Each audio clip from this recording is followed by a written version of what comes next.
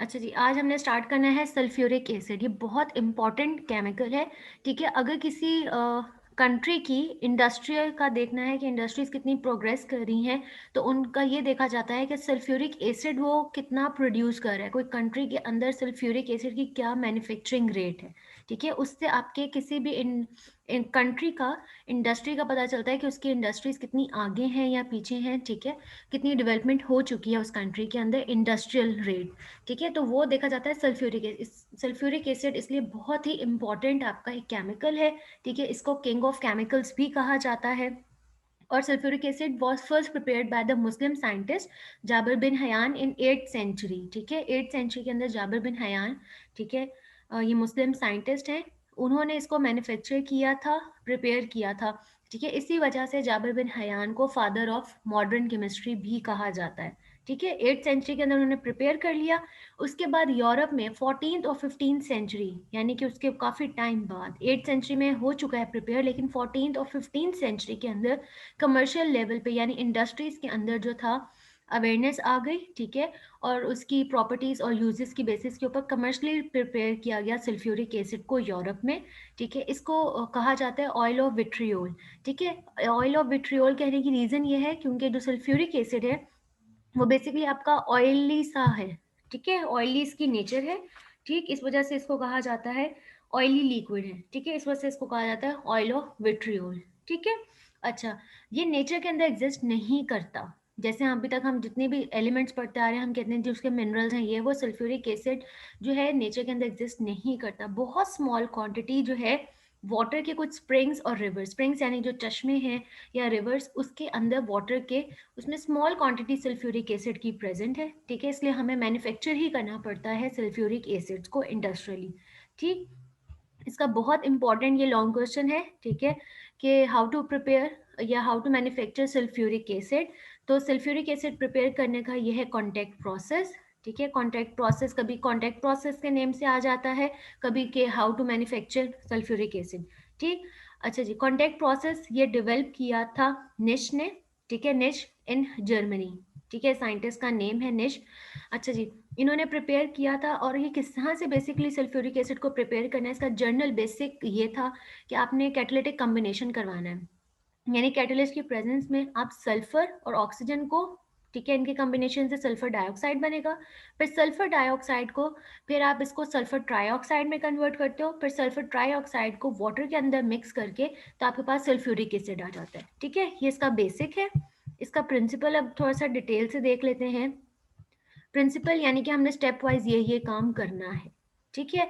सबसे पहले कि SO2 यानी कि पहले सल्फर और ऑक्सीजन को कंबाइन करके सल्फर डाइऑक्साइड के अंदर कन्वर्ट करना है। सल्फर डाइऑक्साइड में जब कन्वर्ट हो जाएगा, ठीक है, एक तो ये है कि सल्फर और ऑक्सीजन को आपने कंबस्शन करवाएंगे, सल्फर और ऑक्सीजन। सल्फर और ऑक्सीजन यानी कि आप जस्ट सल्फर की ऑक्सीडेशन करवा रहे हैं। जब ऑक्सीडेशन करवाएंगे तो ऑब्वियसली एयर के अंदर करवाते हैं, तो ये सल्फर डाइऑक्साइड में कन्वर्ट हो जाएगा। या सल्फर डाइऑक्साइड प्रिपेयर करने का और मेथड है आयरन पायरेट्स, ठीक है? इनकी हेल्प से, इसकी अगर आप आयरन पायरेट जब इसकी ऑक्सीडेशन करवाते हैं तब भी सल्फर डाइऑक्साइड आता है, ठीक है? ये 2 मेथड्स हैं सल्फर डाइऑक्साइड प्रिपेयर करने के। सल्फर डाइऑक्साइड बन गया, सल्फर डाइऑक्साइड को आपने ऑक्सीडाइज करवाओगे तो ये सल्फर ट्राइऑक्साइड के अंदर कन्वर्ट हो जाएगा, ठीक है? पहले में क्या था, सल्फर, सल्फर को कन्वर्ट किया सल्फर डाइऑक्साइड में, सल्फर डाइऑक्साइड को कन्वर्ट ऑक्सीडाइज करवाएंगे तो सल्फर ट्राइऑक्साइड में कन्वर्ट हो जाएगा। फिर सल्फर ट्राइऑक्साइड को आप क्या करेंगे, विनेडियम पेंटाऑक्साइड, ये कैटलिस्ट यूज करेंगे, ठीक है? ऑर्गेनिक के पोर्शन में भी हम लोगों ने विनेडियम पेंटाऑक्साइड यूज किया था, ठीक है? वो हम लोगों ने फिनोल, और आपको अगर याद हो तो हमने इसको यूज किया था जहाँ फिनोल और फॉर्मेल्डिहाइड का रिएक्शन करवा रहे थे, ठीक है? तो वहाँ पे वेनेडियम पेंटाऑक्साइड ऑक्सीडाइजिंग एजेंट है, ठीक है, कैटलिस्ट है, वहाँ पे यूज़ करते हैं। अच्छा, सल्फर हो गया, सल्फर से सल्फर डाइऑक्साइड, सल्फर डाइऑक्साइड से कन्वर्ट हो गया सल्फर ट्राइऑक्साइड। अब सल्फर ट्राइऑक्साइड को आपने क्या करना है, in the presence of vanadium pentoxide catalyst आप इसको ऑक्सीडाइज करवाएंगे, ठीक है? और सल्फर ट्राइऑक्साइड को जब आप रिएक्शन करवाएंगे H2SO4 के साथ, SO3 का रिएक्शन करवाया H2SO4 के साथ, ठीक है? तो उसके बाद बनता है ओलियम। ओलियम क्या है आपके पास, H2SO7, जस्ट ये हो रही एडिशन, आप ये देखो H2SO4, ठीक है? इसमें आपने ऐड करवा दिया SO3, तो H2 है तो ये 2 ही रहेंगे, एक सल्फर यहाँ से और एक सल्फर यहाँ से, ये कन्वर्ट हो जाएगा H2 में, ये 4 ऑक्सीजन और ये 3 ऑक्सीजन, टोटल 7, तो इस तरह से ये 7, ठीक है। जस्ट H2SO4 के अंदर SO3 ऐड हो जाएगा तो ये ओलियम में कन्वर्ट हो जाता है, ठीक है, H2H2O7, ठीक। इसमें कन्वर्ट करने के बाद इससे आप दोबारा ओलियम से हम कन्वर्ट करेंगे इसको सल्फ्यूरिक एसिड में of any strength by mixing adequate quantities of water, इसके अंदर साथ में हम वाटर भी मिक्स करते रहेंगे, ठीक है। हमें सल्फ्यूरिक एसिड प्रिपेयर करने के लिए थोड़ी सी क्वांटिटी पहले हमें सल्फ्यूरिक एसिड की ऐड भी करनी होती है, ठीक है, तब आपके पास जाके ज़्यादा क्वांटिटी में सल्फ्यूरिक एसिड प्रिपेयर होता है, ठीक है। ये इसका एक जनरल प्रिंसिपल है। अब इसको थोड़ा सा डिटेल के साथ देखते हैं। पहले मैं आपको इसकी डायग्राम से थोड़ा सा समझा देती हूँ, क्योंकि इसकी कॉन्टैक्ट प्रोसेस की लॉन्ग क्वेश्चन के अंदर आपने डायग्राम ज़रूर बनानी है, ये बहुत इंपॉर्टेंट डायग्राम है, ठीक है। अब इसके अंदर होगा क्या कि सबसे पहला वाला स्टेप क्या था कि सल्फर डाइऑक्साइड प्रिपेयर करनी है, तो ठीक है, सल्फर डाइऑक्साइड कैसे प्रिपेयर करेंगे, ये आपके पास आ गई मोल्टन सल्फर, ठीक। मोल्टन सल्फर को आप यहाँ से, ये मोल्टन सल्फर और यहाँ से एयर आएगी, यानी सल्फर आ गया, एयर के साथ है ऑक्सीजन, तो यहाँ पे जब आप इसको बर्न करवाओगे तो ये सल्फर डाइऑक्साइड के अंदर कन्वर्ट हो जाएगा, ठीक है। यहाँ पे सल्फर डाइऑक्साइड बन गया। उसके बाद अब ये जो आपको टावर्स नजर आ रहे हैं 1 2 3 4, ये जो 4 टावर्स हैं ये बेसिकली इसका प्योरीफाइंग यूनिट है, ठीक है, इस कॉन्टैक्ट प्रोसेस का ये प्योरीफाइंग यूनिट्स हैं, ये 4 टावर्स 1 2 3 4, यहाँ पे अब होनी है प्योरीफाई, सल्फर डाइऑक्साइड को हमने प्योरीफाई करना है, ठीक है, फ्रॉम इम्प्योरिटीज, इम्प्योरिटीज हो सकती हैं जैसे डस्ट हो गया या आर्सेनिक ऑक्साइड है, ठीक है, तो इनको हमने प्योरीफाई करना है, ठीक। सबसे पहले हम क्या करेंगे, यहाँ पे जो सल्फर डाइऑक्साइड आएगी उसके ऊपर से स्टीम, स्टीम क्या है, यानी कि वाटर हाई टेम्परेचर के ऊपर वेपर्स में, ठीक है, यहाँ से आप स्टीम इंजेक्ट करोगे, ठीक है, और यहाँ से हम डस्ट पार्टिकल्स, सल्फर डाइऑक्साइड में से जो डस्ट पार्टिकल्स है उनको रिमूव कर लेंगे, ठीक है। उनको रिमूव करने के बाद आगे ये आपको पाइप्स नज़र आ रही हैं, यहाँ से अब सल्फर डाई, क्योंकि ये स्टीम था ऑब्वियसली हाई टेम्परेचर था, तो अब सल्फर डाइऑक्साइड का टेम्परेचर भी हाई हो गया, तो आपने इसको क्या करना है, इन पाइप्स में से जब मूव करवाते हैं तो ये कूल्ड पाइप्स हैं, कूलिंग पाइप्स हैं, ठीक है, यहाँ से जब वो मूव करता है तो सल्फर डाइऑक्साइड का टेम्परेचर हो जाएगा कम, थोड़ा सा आप उसको कूल करोगे, ठीक। कूल करने के बाद आप इसको इस वाले चैम्बर में आ जाएगा, ठीक है, इसको कहते हैं स्क्रबर्स। यहाँ पे क्या होगा, ये जो कूल गैस है आपने इसको वॉश करना है वाटर से, पहले स्टीम से वॉश किया, अब इसको आप वाटर से वॉश करेंगे, ठीक है। वाटर से वॉश करने से क्या होगा कि जो सल्फर डाइऑक्साइड है वो वाटर के अंदर सॉल्युबल नहीं है, ठीक है, लेकिन अगर कोई इम्प्योरिटीज वाटर सॉल्युबल होंगी तो वो यहाँ पे सेपरेट हो जाएंगी, ठीक है। यहाँ पे डस्ट थी वो सेपरेट कर ली आपने, यहाँ पे आपने जो वाटर सॉल्युबल इम्प्योरिटीज हैं यहाँ पे वो रिमूव हो जाएंगी, ठीक है। फिर सल्फर डाइऑक्साइड को आपने यहाँ पे ले आना है, इसको कहते हैं ड्राइंग टावर। ड्राइंग मतलब कि यहाँ पे आपने ड्राई करना है, क्योंकि यहाँ से वाटर से होकर आई है, तो क्या हुआ है कि ये वाटर से आई है तो सल्फर डाइऑक्साइड जो है वो थोड़ी सी वेट हो गई, उसके अंदर मॉइस्चर है, ठीक है, तो उसने आपने क्या करना है, यहाँ पर ला के, इसको कहते हैं ड्राइंग टावर, यहाँ पे आपने ला के इसको ड्राई करना है। ड्राई कैसे करना है, हमें पता है जो कंसनट्रेटेड सल्फ्यूरिक एसिड होता है इसको हम कहते हैं हाइग्रोस्कोपिक या डिहाइड्रेटिंग एजेंट है, ठीक है। तो ये सल्फ्यूरिक एसिड क्या करेगा, जब इसके ऊपर स्प्रे होगा तो इसमें से मॉइस्चर एब्जॉर्ब कर लेगा, सल्फर डाइऑक्साइड में से अब मॉइस्चर एब्जॉर्ब हो जाएगा, ठीक है, आपकी जो गैस है वो ड्राई हो जाएगी। अच्छा, ये डस्ट पार्टिकल्स रिमूव हो गए, वाटर सॉल्युबल पार्टिकल्स रिमूव हो गए, यहाँ पे वाटर भी रिमूव यानी मॉइस्चर भी रिमूव हो गया। अब सल्फर डाइऑक्साइड इस वाले कंटेनर में जाएगी, ठीक है, इसको कहते हैं आर्सेनिक प्योरीफायर। आर्सेनिक प्योरीफायर में क्या होगा, ये आपको नजर आ रहा है FeOH होल थ्राइस, यानी कि आपके पास, ठीक है। अब इसने क्या करना है, ये यहाँ से आर्सेनिक को, यानी ये फेरिक हाइड्रोक्साइड जो है, ठीक है, फेरिक हाइड्रोक्साइड ये आपको शेल्फ्स नजर आ रही हैं, ठीक। फेरिक हाइड्रोक्साइड क्या करेगा, अगर सल्फर डाइऑक्साइड के अंदर आर्सेनिक है तो उसको रिमूव करेगा, ठीक है। आर्सेनिक जो है ये बहुत डेंजरस है, ठीक है, क्योंकि आर्सेनिक जो है ये पॉइजनस कॉज कर सकता है, ठीक है। To avoid poisoning of the catalyst, ठीक है, we have to remove arsenic, ठीक। तो यहाँ पे आर्सेनिक रिमूव होगा फेरिक हाइड्रोक्साइड की प्रेजेंस में, इन शेल्फ्स के ऊपर आर्सेनिक डिपॉजिट होता जाएगा, आपके पास प्योर जो सल्फर डाइऑक्साइड है वो आ जाएगी, ठीक है। तो यहाँ पे आप देखें सब चीज़ें हमने प्योरीफाई कर रहे हैं, तो इस वजह से इसको ये वाला जो 4 टावर्स हैं इनको हम कहते हैं प्योरीफाइंग यूनिट, ठीक है जी। उसके बाद यहाँ से अब प्योर सल्फर डाइऑक्साइड आ गई, ये टेस्टिंग बॉक्स, ठीक है। अब टेस्टिंग बॉक्स में क्या होगा, यहाँ पर जब सल्फर डाइऑक्साइड आती है तो इसके ऊपर लाइट, बीम ऑफ लाइट वो इंट्रोड्यूस करवाते हैं। बीम ऑफ लाइट जब पड़ती है तो हम देखते हैं कि कोई अगर डस्ट पार्टिकल है, कोई सॉलिड पार्टिकल कुछ इस तरह से, अगर कोई सॉलिड पार्टिकल या कोई इम्प्योरिटी हमें इधर टेस्टिंग बॉक्स में जब हम इसके ऊपर लाइट फेंक रहे हैं अगर नज़र आती है, ठीक है, अगर अभी भी सल्फर डाइऑक्साइड इम्प्योरिटी, तो यहाँ से ही सल्फर डाइऑक्साइड वापस प्योरीफाइंग यूनिट में चली जाएगी, यानी कि इसको दोबारा से प्योरीफाई किया जाए। अगर यहाँ पे हम टेस्टिंग बॉक्स में देखते हैं कि कोई इम्प्योरिटी नहीं है, बिल्कुल क्लियर है, प्योरीफाई है, तो अब ये आगे जाता है कॉन्टैक्ट चैम्बर में, ठीक है। फिर अब ये कॉन्टैक्ट चैम्बर में जाएगा। कॉन्टैक्ट चैम्बर में क्या होना है, यहाँ पे पहले ही प्री हीटेड गैस है, ठीक है, टेम्परेचर इसका 400 से 500, इस टावर का टेम्परेचर 400 से 500, ठीक है।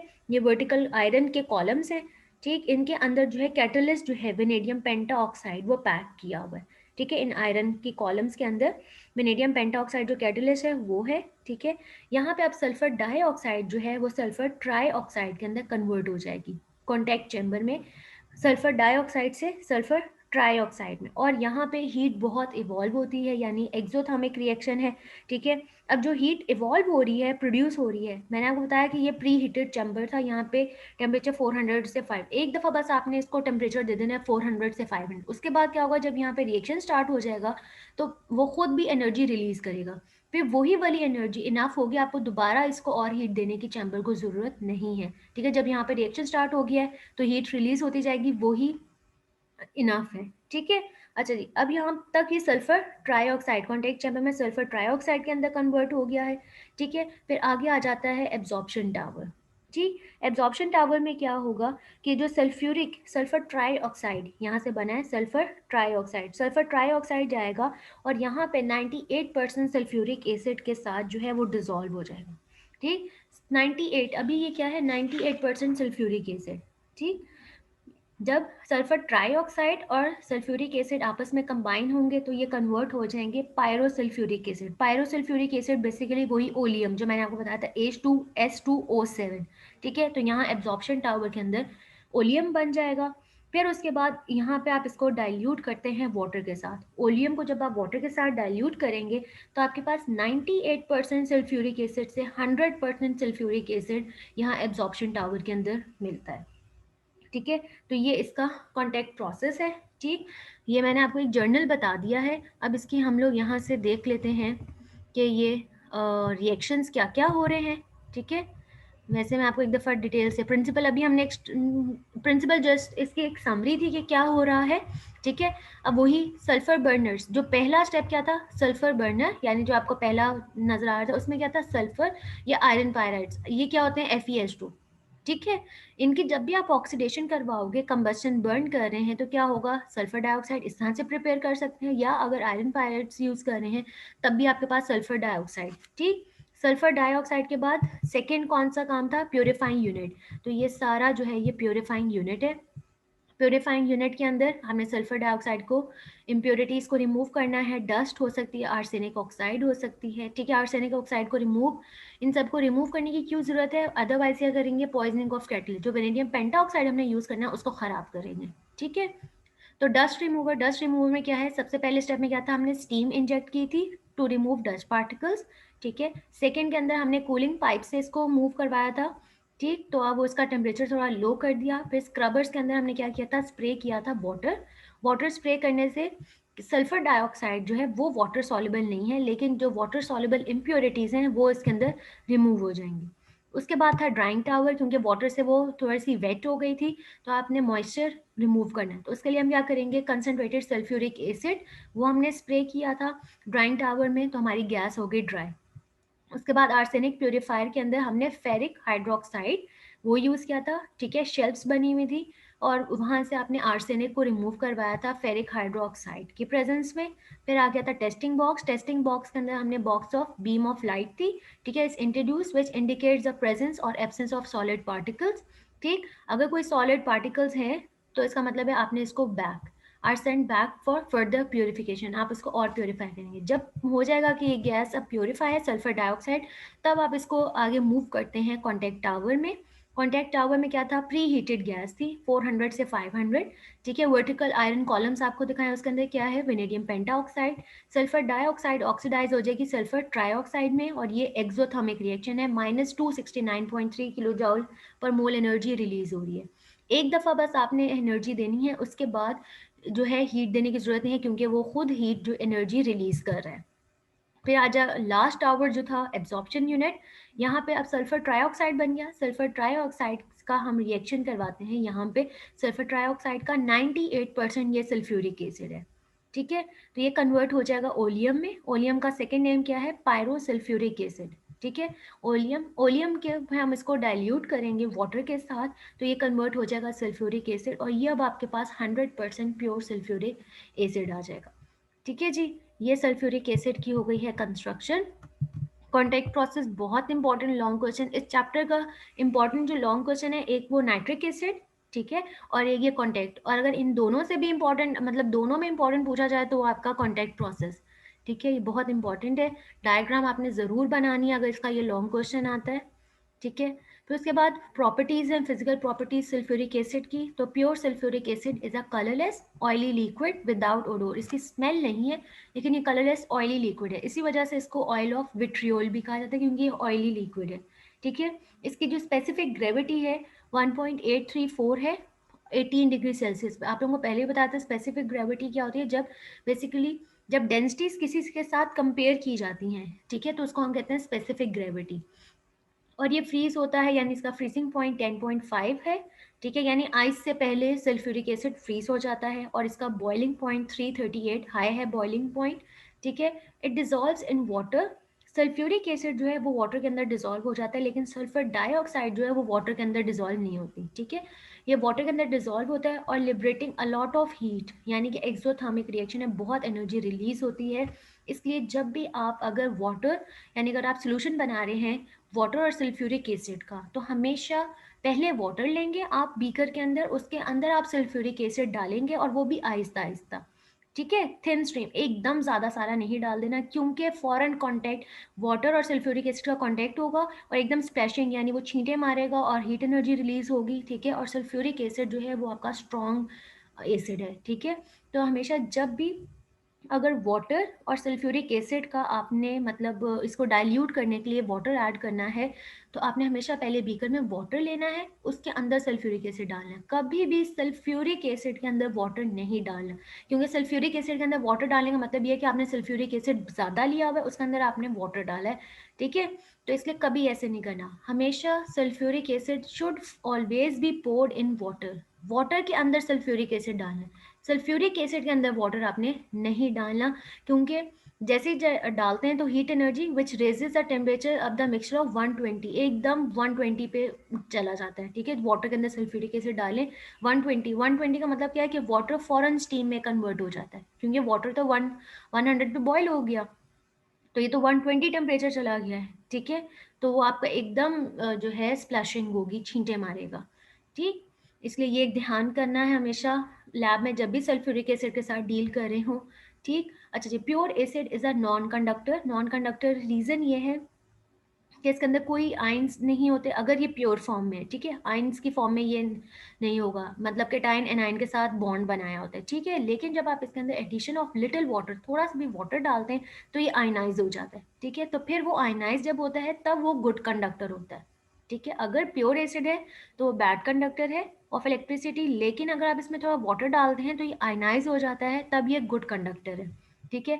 और it is extremely corrosive to skin and causes very serious burns to all the tissues, ठीक है। तो ये आपके स्किन के ऊपर बर्न कर सकता है, तो हमेशा सल्फ्यूरिक एसिड को जब भी आप कहीं भी लैब में या कहीं भी यूज़ करें तो बहुत एहतियात के साथ, क्योंकि ये corrosive है, यानी आपकी स्किन फ़ौरन ख़राब कर सकता है, ठीक है। अब इसके आ जाते हैं कुछ रिएक्शंस कि it is stable at ordinary temperature, यानी कि रूम टेम्परेचर, नॉर्मल टेम्परेचर के ऊपर ये स्टेबल है, but on a strong heating it dissociate into sulphur dioxide and sulphur trioxide.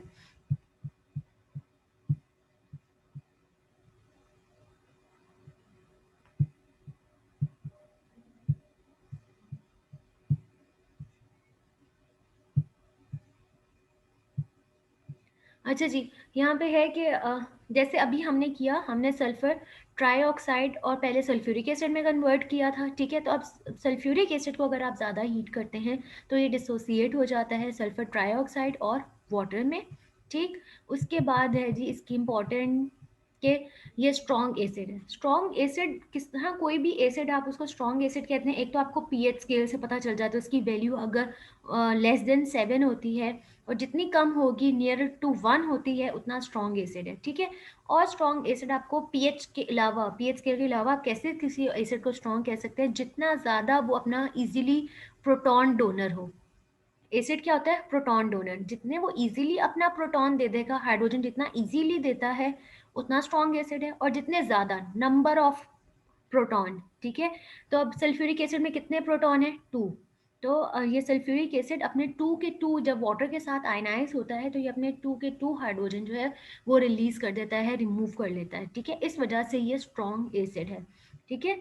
अगर स्ट्रॉन्ग एसिड किस तरह से है? In aqueous solution it completely ionise to give hydrogen sulfate and sulfate ion, लेकिन dissociation take place in 2 steps.